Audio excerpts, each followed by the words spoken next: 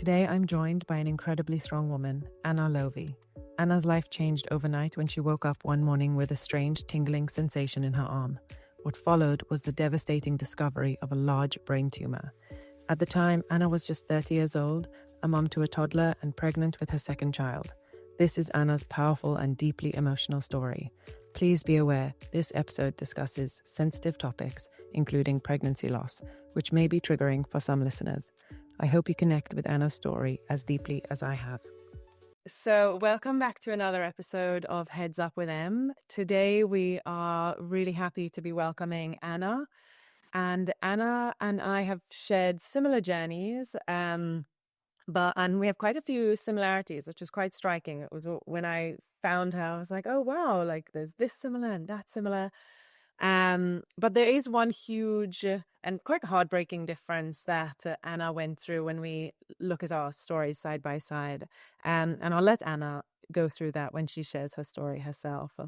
And yeah, I felt so connected to her story, and it's hard to not to compare and wonder, what if? And I think a lot of people feel that in their own journeys as you connect with other people who have gone through brain cancer.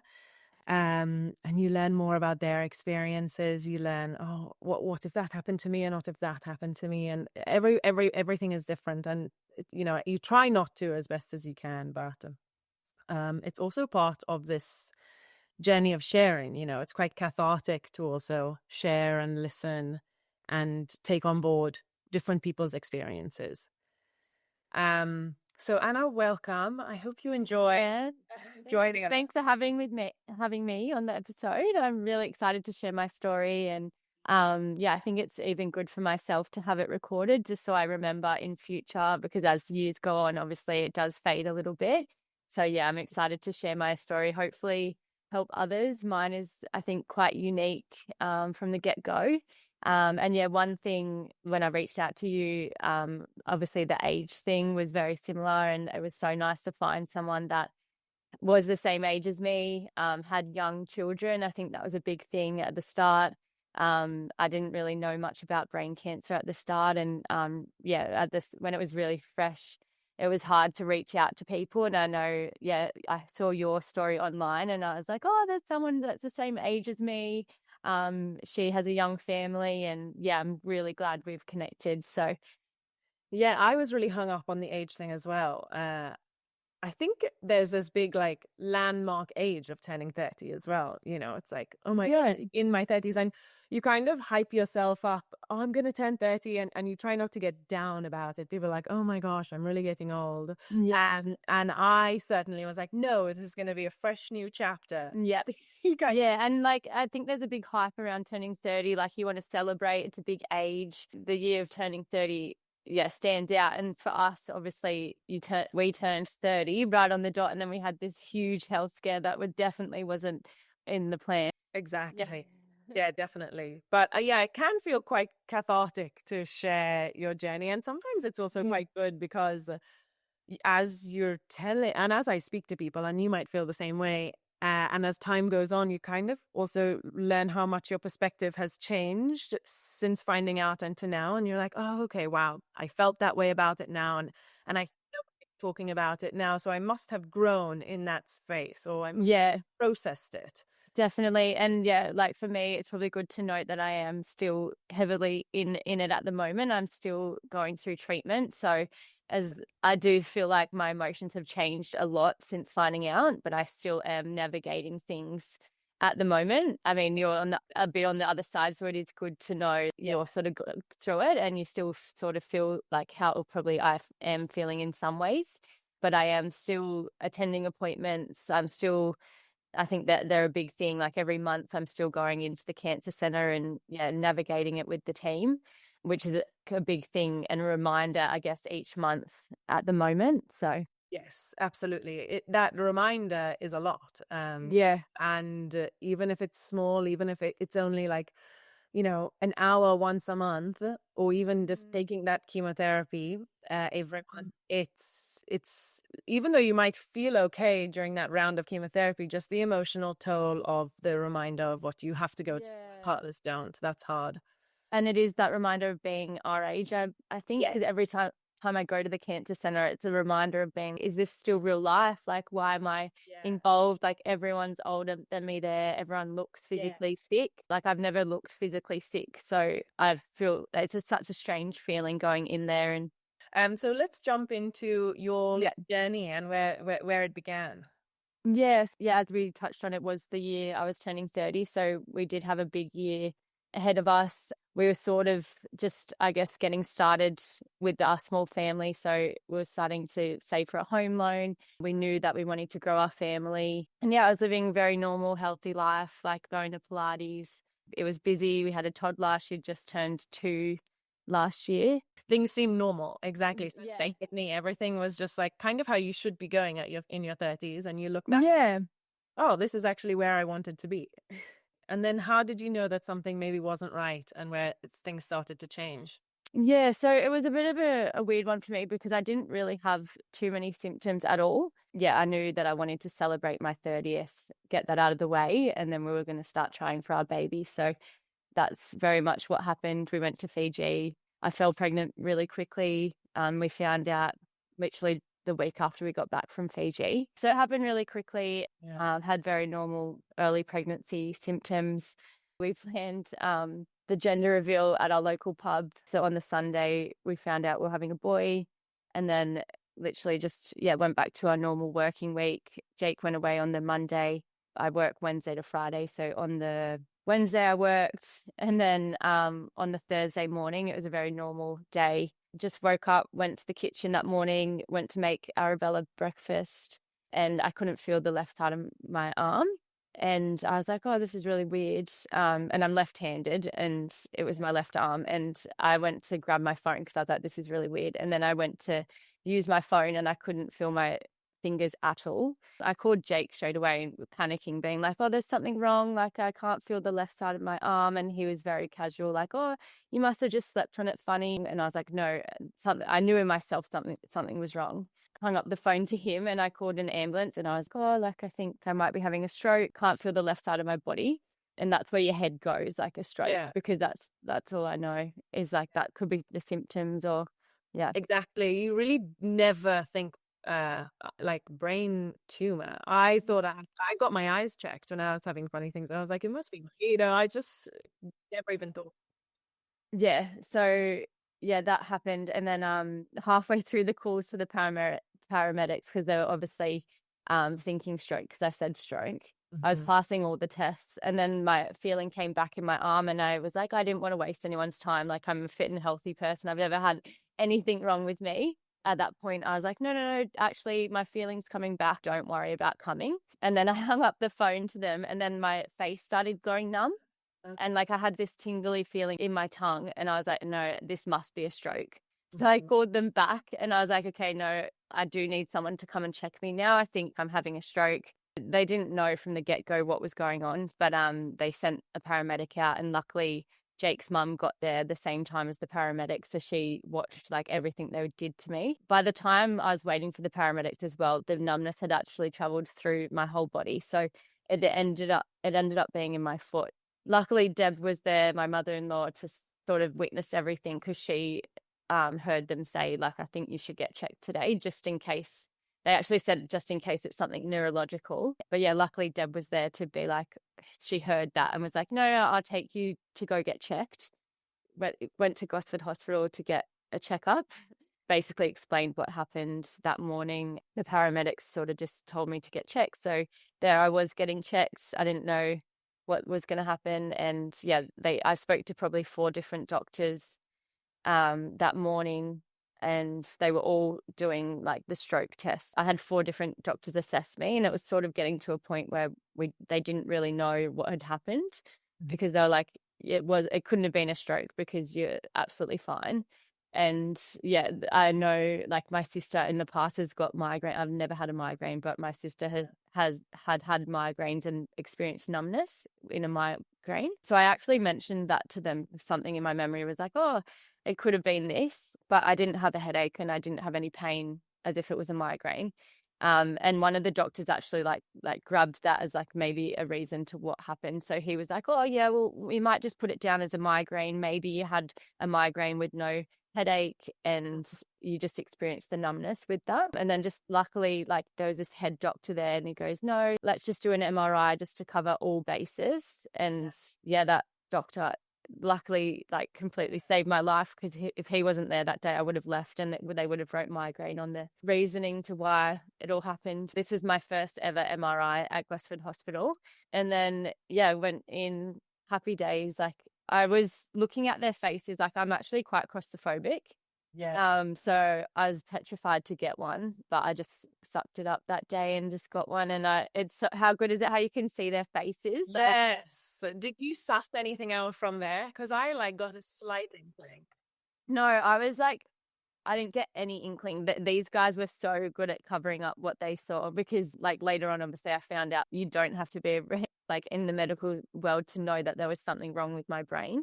Yeah. So those guys would have seen straight away, but I didn't get any inkling at all. And they even coming out, they're like, oh, go and put your clothes back on and everything. And they obviously were acting so normal, but they've just noticed that they've got this like huge thing on my brain. But yeah, so I just walked out being like, cool, put my jewelry on. I'll just go grab Deb and we can go home. And they were sort of, I'll just go and wait in the waiting room. And I was like, okay. And I was like, oh, that must be normal to get your results. And then we were waiting there for a little bit. And then a doctor came and was like, oh, you actually need to come behind. Like, we'll need to have a chat with you. And I looked at Deb and I was like, do you want to come or don't you? And the lady said, oh, you might want her to come. And there was like this one thing where, is there something wrong? But no, there can't be. Yeah. So Exactly. and then I was like, oh, okay, well, I guess you're coming with me, Deb. And yeah, we sort of just went into a waiting room. And I was still there can't be anything like that. This is just must be what they do to people to get the results of your MRI. We waited there for a little while. And this one doctor that had assessed me like pretty much the whole time we'd been in the hospital, it's a weird memory when they told me, because from what I remember, they were sort of telling Deb the news and looking at her, whereas I was more at the side. And they sort of sat down to Deb and they were, look, we've found something on her brain. And they said a lesion, that there's a lesion on her brain. And I didn't know what a lesion meant. You have to learn some terms. I straight away, I looked and I go, a lesion? Like, what's a lesion? Yeah, another thing as well. It sounds like tiny. Yeah. I also was thinking that it was like a bleed or something like that. And I think, what the hell? Like, what do you mean? Yeah. And then she looked at me and she goes, a mass? And I still didn't even know what a mass was. Like, I still was like, oh, a mass? Like, what do you mean? And then her face sort of dropped, because she was like, this girl doesn't understand. Yeah. And then she said a tumor. And I was like, a tumor? Like, I know what a tumor is, but that's not my brain. You've got the wrong result. Yeah. That is not me. And then, yeah, just went into like complete shock mode. And I remember Deb asked to look at it straight away, whereas I was like, I don't want to look. Mm-hmm. I was like, I can't look at this, because I know that I'll never probably sleep ever again in my life. So I sort of made the decision to not look at it. I didn't look at it really for weeks until I was wheeled into the surgery bed and they had it. They didn't know I hadn't seen it, and it was giant on the wall. But it's a very hard image. Yeah, exactly. Yeah, so I'm glad I didn't see it, but Deb saw it, so she immediately knew how serious it was. And so she was like, look, you have to tell your family. And I was just like, who am I going to call? Like, what do you mean this isn't happening? Obviously messaged my sister. She knew I was getting the MRI. So I just said to her, I called her first and said, it's really bad news. Like, you have to come here immediately. I didn't want to tell her over the phone because I knew she had to drive. And I also didn't believe at that point that anything was wrong. She came, and while she was on her way, Deb was like, you got to tell your mum. My mum lives 2.5 hours away, so I only really speak to her maybe a few times a week over the phone. And I remember having to tell her, and like, she doesn't even remember the phone call, but she just being like, what do you mean? Like, put me on to the doctor. Like, that can't be true. And I was, no, they're busy at the moment, but like, they've just told me this, and Deb's seen the scan, and I think I might have put Deb on the phone or something, and she was just sort of like, yep, like they've found like a lesion, blah, blah, blah. But by the time they were delivering me the news, they had already had this huge plan set out for me. So obviously, like, they'd got everyone in the hospital together to be like, how do we deal with this sort of thing? So they'd already spoken to neurosurgeons. They already knew that when they were delivering me the news, they told me like I wasn't going home. I'd get transferred to Royal North Shore. So I was getting all of this information like sort of at the start, and I still didn't even know what it meant. Like, Yeah, I mean, that's wild. You literally went to bed in one reality, and then one day I had a totally different reality. And then how did you tell Jake? And did he?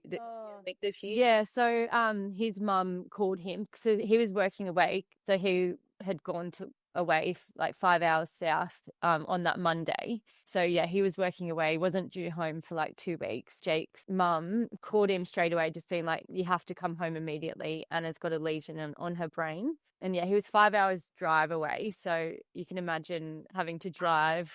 Yeah, 5 hours. At that point, it was probably like 3 p.m. in the afternoon. So he didn't actually, he left work immediately because obviously like he knew it was serious. But yeah, he didn't probably arrive at Gosford Hospital till about 9 p.m.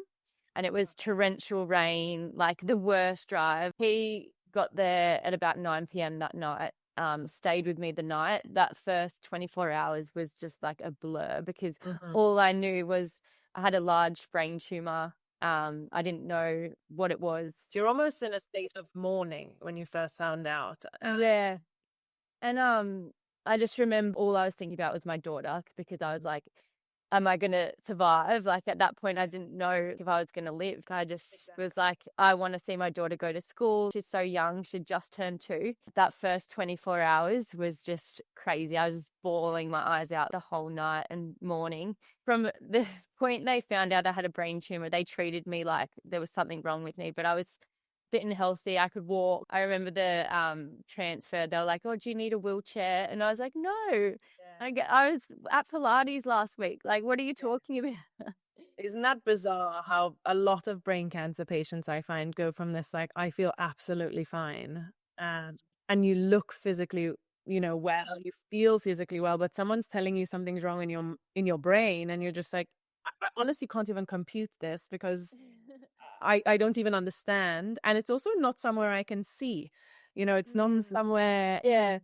I can't really see it or feel it. So it's almost imaginary. And I have to understand, how do I process that?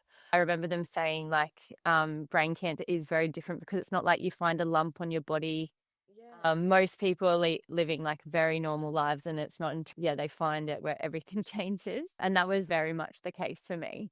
Exactly. And I've gone in between liking and disliking that. For the majority, I really like that. And then processing, like going through treatment, sometimes I would also feel like I'm so not okay and I need like the surroundings to know this. But I know I look totally fine.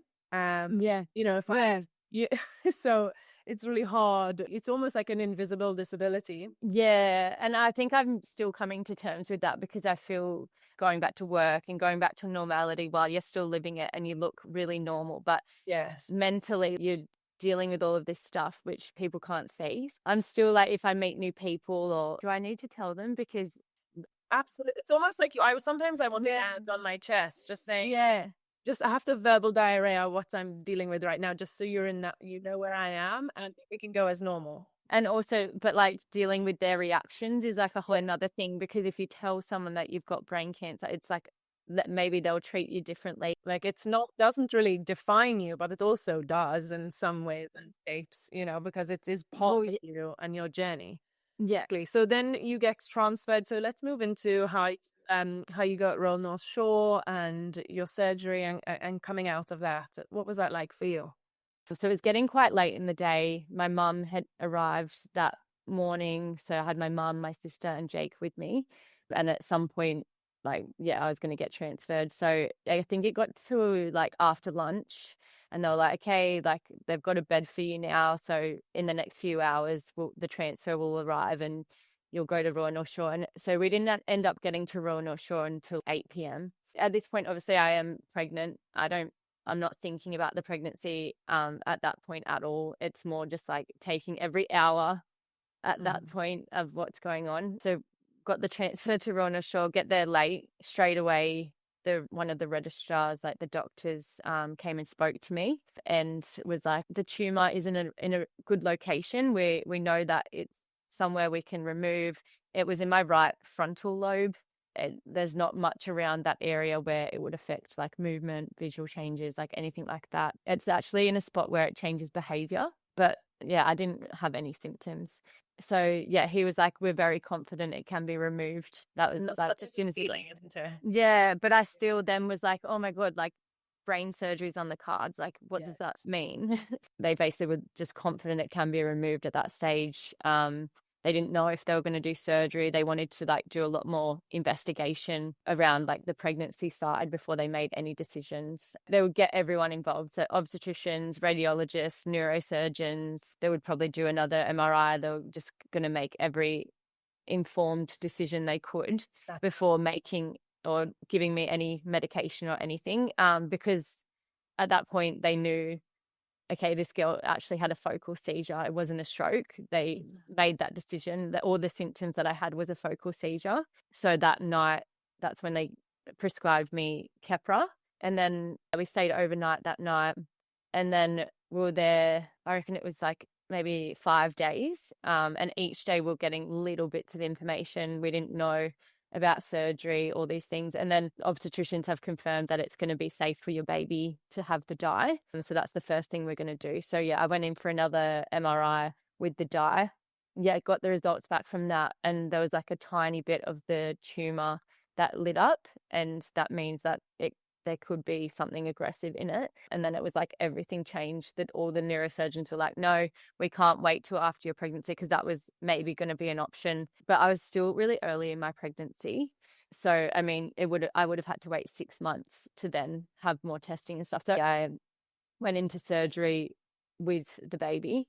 The obstetricians were very much like, the baby will go to sleep when you go to sleep, but it will wake up and we can monitor the baby as soon as you're awake. And yeah, because it was sort of, if it was a low grade, then I wouldn't need chemo, and radiation would have been safe with a pregnancy. So we were just going to keep like holding on to the baby until we knew further things. And that's what like everyone agreed to do. They were like, we don't want Anna to make any big decisions until we know the final diagnosis of what it is. And the only way to know what it is to get it out. So yeah, we went into surgery. I remember that morning they were just like, yeah, we'll come and get you at 11 a.m. and we'll get you wheeled into surgery. And that morning I was just doing crosswords, Sudoku, like no one talked to me. Like, this is the biggest day of my life. Like, isn't it? It was almost the worst way to prepare for the biggest day of your life. yeah. And I was just comparing it to, like, the biggest day is usually good things, your wedding, childbirth, and you're like, this is the biggest day of my life in such a different way. Yeah, I remember that day as they were wheeling me in, literally life-size image of my MRI. So I see this huge tumor and I was like, oh, there's my MRI. And I remember the anaesthetist was like, oh, it's impressive, isn't it?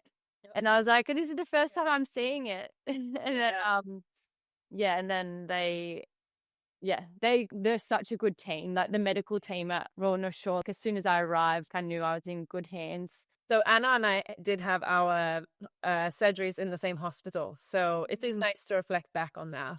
I agree. Yeah. I had such a good experience for such a difficult moment in my life. Yeah, that's amazing. So yeah, and then I had the surgery. I underestimated the recovery. I don't know about you. They didn't tell me about it, the recovery. So I didn't, I've never had a surgery before. So I was out of it for a few days. But then when I started to realize, I couldn't stand, I was in a wheelchair for 3 days. Like every time I stood up, I just got this extreme pain. Like I was on endones for a long time. Yeah. And I remember because were you in the ICU for 2 days as well? Yeah. Yeah, I don't remember that part. No. I just remember being in the normal ward. So the 48 hours where I just cannot recall, just snippets. Yeah, snippets. It's really weird. And there's actually a photo of me that everyone took of me in ICU, and I've got no recollection of it. Yeah, I really wish I had more photos of me in hospital for my sake, not to share, but just to look back on, because I have barely nothing. Yeah, I remember one of the doctors sort of saying, until you know that you want to leave, we'll keep you here until you get the feeling where you're ready to leave. And yeah, I remember each day I was slightly getting better, but obviously you couldn't leave until you got the pathology results as well. And they sort of said like 7 days usually. And then, yeah, mine was literally on the seventh day. I was feeling a lot better. I was, yeah, ready to go home. Hadn't seen my daughter. But yeah, so it got to like everyone was waiting for these pathology results. So after surgery, like the head neurosurgeons, like straight away were like, it went really well. We think we got most of the tumor, like definitely 95%. There was maybe a little bit that they couldn't get because it was so far into my brain, because mine was actually going into, it was like where the brain stem is right in the middle. Yeah. Mine was actually pushing onto that. So they knew, yeah, that like they're so careful with obviously anything with the brain. But so they were confident that they got 95% of it. After my first MRI, after surgery, they were all really happy. They got more than what they thought. So yeah, surgery went really well. And then, yeah, it was just waiting for these results basically. And before surgery, like everyone was hopeful. It was a low grade. It didn't look aggressive. So we're all like thinking it can't be anything too bad. It's got to be a low grade. At this point, no one had mentioned the word cancer. So at this point, I'm just thinking I'm just going to have some treatment and I will be fine. When it's kind of crazy how like oblivious you are to that aspect, because as you know, low grade means low cancer. I know. I don't know. No one had ever told me that. Yeah. So, Kate, who is one of my neurosurgeons on the team, like she's the best ever. She promised me, she was like, as soon as I get these results, like no matter what time it is, I'll be in your room and I'll deliver you the news. And yeah, so it's the seventh day. So we knew like they were coming. Kate walked past and she goes, I've got the results. And Jake was in the toilet. And he was like, and I was like, this is the worst timing ever. And then she went off and she didn't come back for like 20 minutes. Oh no. And I was squeezing like Jake and I was like, I just had a feeling it was going to be bad news. And then anyway, she came back and she sort of started on a positive and she was like, like we got heaps of it out. You're recovering really well. And she just said the results, it's a really long list. They're not like fully across it. I think going around it a little bit. Yes. And then she was, look, they've graded it a 3, but it's provisional 3. So she was like, that could be a good thing. Like, you don't know. Yeah. And then I was like, so what grade is it? And she was like, a 3. And I just remember us both going, oh, like, this is really bad. Like a grade 3, that means high grade. And then we were sort of like angry as well because everyone had told us it's got to be low grade because it didn't look aggressive. And then they told me it's 3. And I was like, how am I going to tell anyone it's a 3? That means I just thought I was going to die at that point. I was like, no, like that's how I felt. Yeah, this is really bad. It's like you get blindsided when you find out about the tumor, and then you have to work yourself up to feeling a bit more confident, and then you get blindsided again by the results, and you're like, it's just so much heavier. Yeah, I've been working so hard to just like stay positive. Yeah. And I think it's almost like kicking you while you're down, that kind of result. And then, yeah, my sister got there early and I sort of like just told her, I was like, look, we got the results. They've graded it at 3. And then that day, because it was the day I was getting discharged, it was the 8th day after surgery. We were hoping to go home that day. At this point, I was a lot better. I could walk around, but yeah, they obviously graded it a 3. So that was the day I found out it was cancer. I don't know if this was the same for you, but I feel like everyone who gets diagnosed at Royal North Shore, like obviously the brain cancer group are heavily involved from that point. So yeah, that was the first day I met the brain cancer group. One of the ladies, because living on the Central Coast, I don't have too much to do with the Sydney team. There was just that day that I met the Sydney team. It sort of just went into panic mode. They hand you that survivorship book and I read the brain cancer group and I'm, what does this mean? Like, I have brain cancer. Like, what do you mean? One of the ladies that came in and spoke to us from the brain cancer group, like they knew straight away what the plan would be. She did say my results had some really good signs. There's a percentage on tumors of like, and the percentage is how quickly they grow. So the higher of that percentage, the worse it is. And mine was a 5%. So she said, look, these are really good signs. Yeah, she was like, there is hopefully some positivities in your results, basically. But from that point, it was like, okay, it's a 3. So that means definitely radiation. That means definitely chemo. And they were talking about Dr. Back, and he would be my head doctor. And they were like, yeah, being your age, because obviously they had to make big decisions because I was pregnant. If I had to do chemo, that meant obviously we had to terminate. And that was a big decision, like for everyone, because obviously they didn't want me to make the wrong decision. They were basically like, Dr. Back's going to be your main doctor. Being your age, being at grade 3, like that definitely means he'll throw everything at it. It means that at some point you will have chemo. The obstetricians came in that morning after we got that news, and they were sort of, whatever decision you make, we'll support. Because I didn't want to leave the hospital and get more pregnant, maybe connecting with this baby, but knowing like as soon as someone mentioned chemo, we knew I'm not going to be able to have this baby. So yeah, it was just a really weird day that day. And all we wanted to do was get home to see Arabella and get home to our own bed. But it was just like, how am I ever going to sleep ever again? Like knowing that I've got a grade 3 brain, well, the diagnosis at that point was a grade 3, like the tumor was gone. That was a good thing. They locked me when I got discharged that day. I had my first oncology appointment at the cancer center at Gosford planned for maybe like 3 weeks from discharge with Dr. Back. And in that time, they were hoping that the results came back. And in that time, they advised me, you're going to need chemo. So you should probably think about a termination in that time. Wow. And I'm glad that, we didn't make any decisions on the day of discharge because we needed to process everything. And I still remember my sister in my ear being like, you need to book in the termination because you don't want to get any more pregnant. And I was getting more pregnant every day. Mm-hmm. So it was like whatever the doctor was telling me to do, it was sort of just like, yeah, let's tick it off the box. Let's do it. And yeah, unfortunately for me, one of those things was going in for a termination. And I remember the obstetricians at Royal North Shore just being the loveliest, most supportive people in the world. And obviously I didn't live in Sydney, so they were sort of like, oh, we'll try and get them to do the procedure that we would do at Gosford. And they were researching all of that for me, but at Gosford, it was it was only 1 day a week, or you had to wait for a special doctor to do it. So yeah, I sort of got to a stage after I'd processed everything being like, no, I would rather Royal North Shore. They know my whole situation.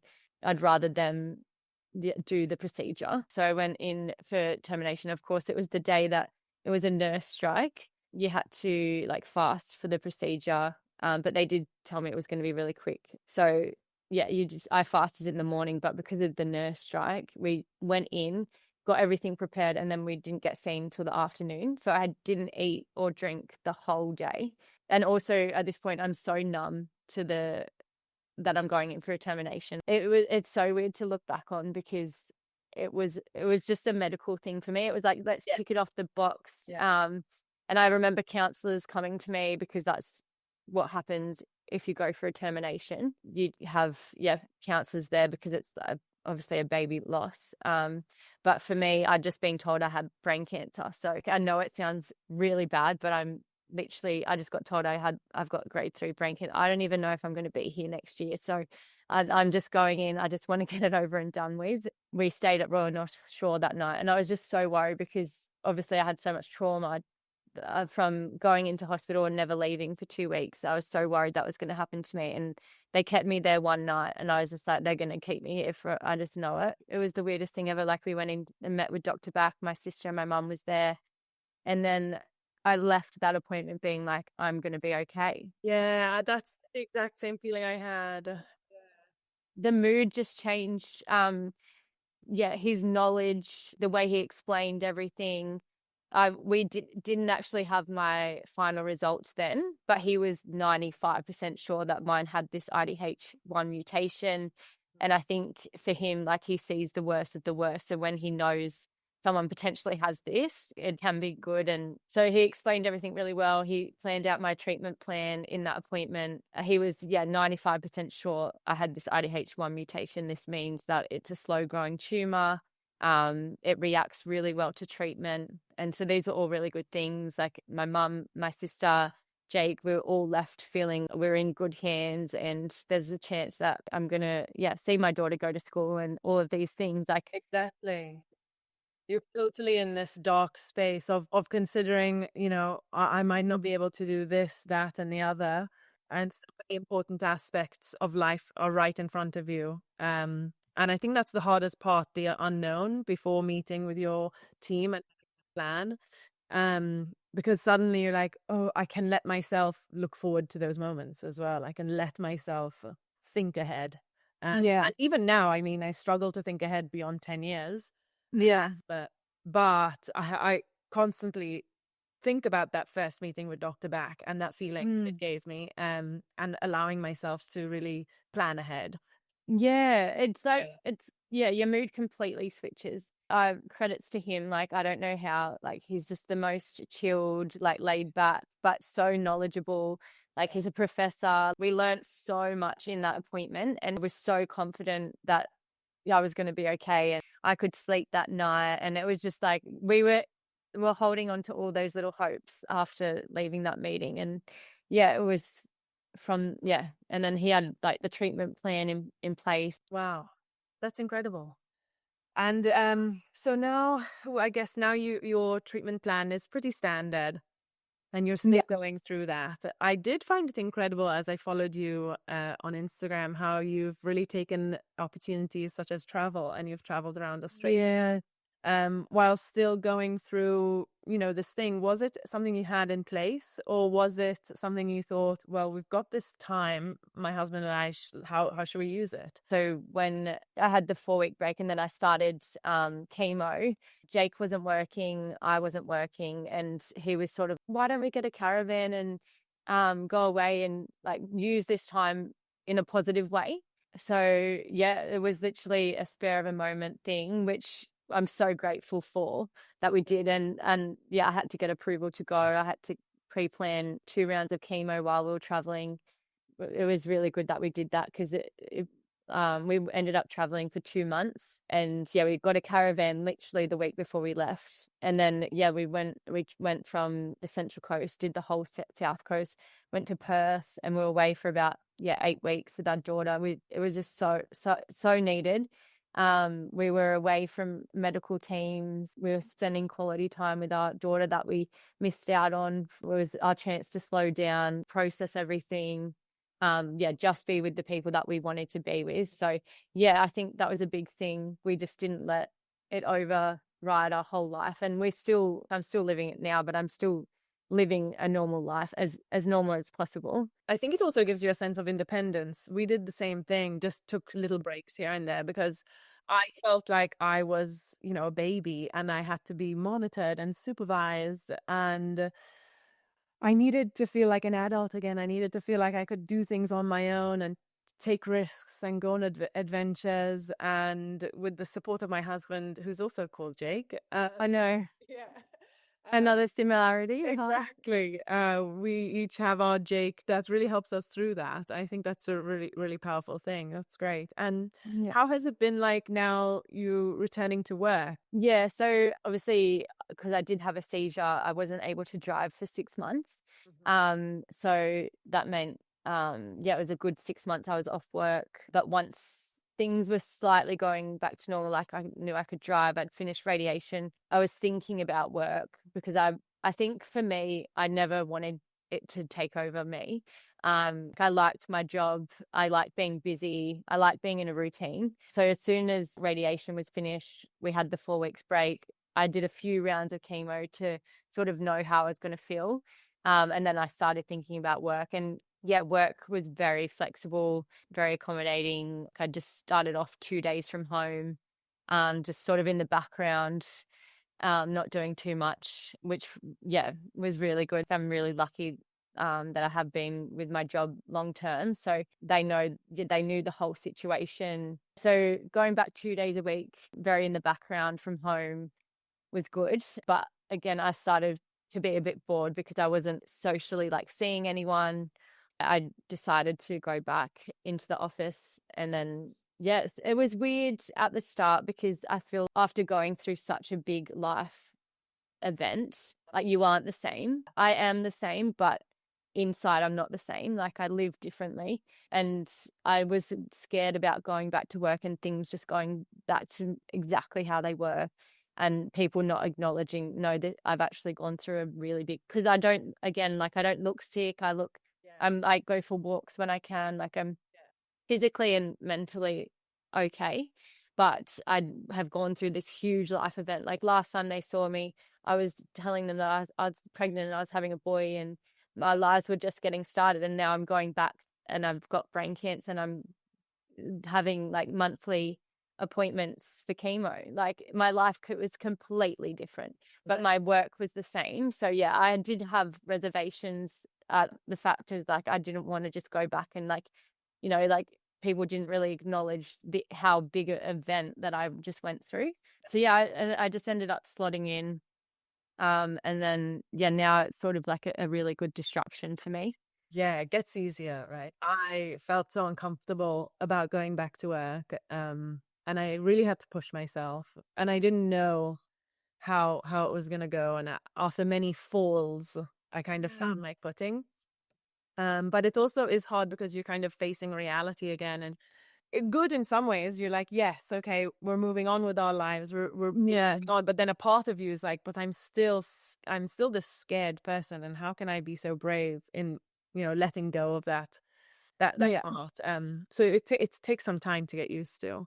Um, and now I wanted to talk about your future and what you have planned. I think you have a lot of exciting plans coming up, but so that's quite exciting. I feel like now we're just starting to sort of get our lives back to where they were pre-diagnosis, which is, yeah, really exciting. We applied for a home loan. We literally just bought a house like a few weeks ago. Oh my gosh, Yeah, which is exciting. We're planning our wedding yeah. for next year, which is really exciting. I think the more that I've learned about our diagnosis, the more that I'm like, I don't want to live my life as if I'm going to die. Like, and some people, and there is like a lot of negativity about brain cancer. But I'm sort of now that everything that I've sort of used to and research and stuff, like I just want to be like, I don't want to have any regret. That's so exciting. That's like some of the things I was asking Dr. Beck in my, first initial appointment. So it's just like, Mm, can I buy a house? It's safe for me to make these huge financial decisions. Every time I meet someone who is going through brain cancer or any kind of cancer, I often want to know, like, ask leading questions, like, what are you doing with your life and where are you going? Because it helps me. It helps me yeah. feel like, oh, I can dip my toe into that, and I can do that too. So I always think that's really positive. So I also wanted to talk a little bit about family planning, if you wanted to Yeah. talk about that. Uh, Yeah. and one thing I hugely regretted when I first was diagnosed was I was told that I had the option for IVF. And because I had just had a baby, I just thought, no, I should feel so grateful for having two. Mm, Like, don't put yourself through something else, like another yeah. pregnancy. Be grateful with what you've got and Yeah. go for it.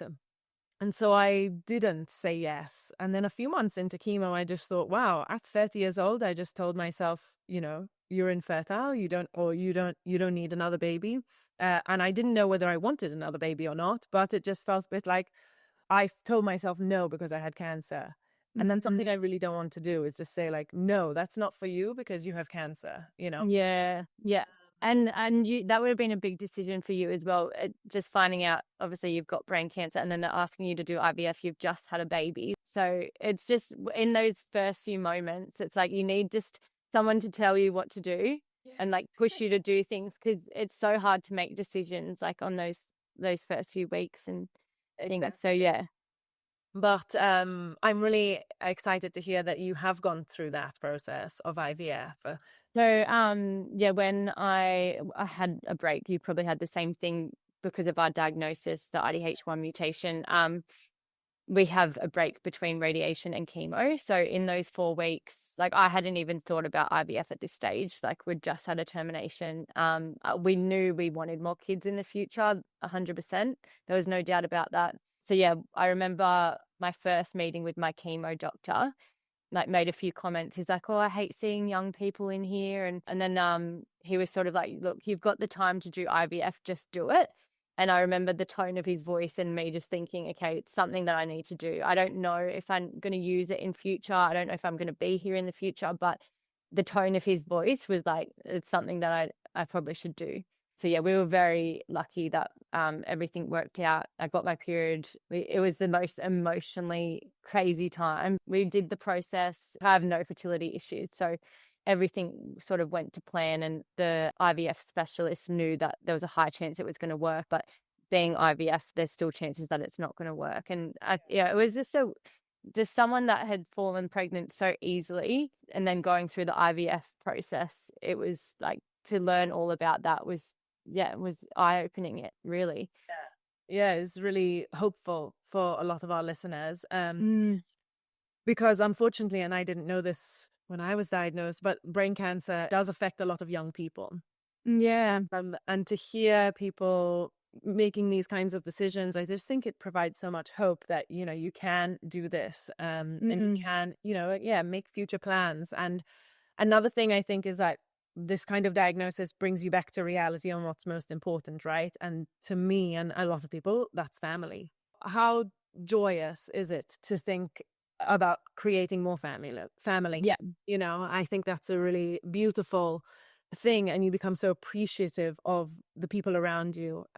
So I think it's really beautiful that people are considering that, and you're considering that, because I have considered having another baby, and one of my biggest fears is that if I were to get pregnant, would people I know think, "Oh, that's so selfish of her to have a baby when she has this diagnosis. That's so selfish that she's, doing that." And it's so not, obviously. And I know that's totally incorrect, but that's one of my fears. But really, you're just a person with an illness, and who knows what that illness is going to do? We don't know the answers. So why don't I live my life the way I want to live it? Anyway, Anna, it was lovely to chat with you. It was really, I think, a really hopeful message for people going through this experience, and just understanding what the full process is like, and how experiences differ from patient to patient. Any other things you'd like to talk about, or any messages before we go?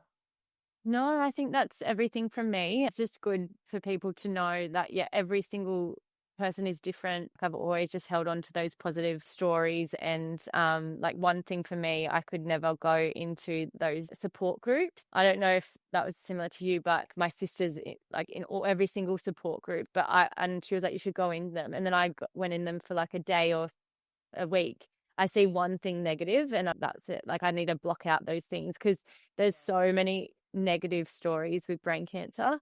So you just have to block it out. And everyone's different, and you just have to hold on to those little bits of hope. And that's probably, I totally agree. And that's what I want this space to be about, is we recognize the hard times, we recognize what you've been through, but we also, I really want to talk about other things that come with this diagnosis, because my life isn't just devastating. It's not just those things. Whereas if you do hear and you are exposed to just negative things, then you will, I can get into that mindset where I can only focus on those parts.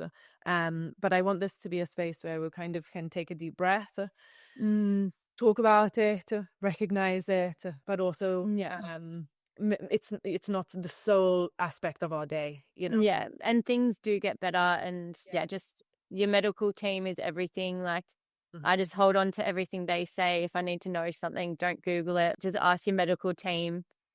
So I think that's everything. That's fantastic, Anna. Thank you so much for joining us. No, that's all good. Thank you, guys. Good day.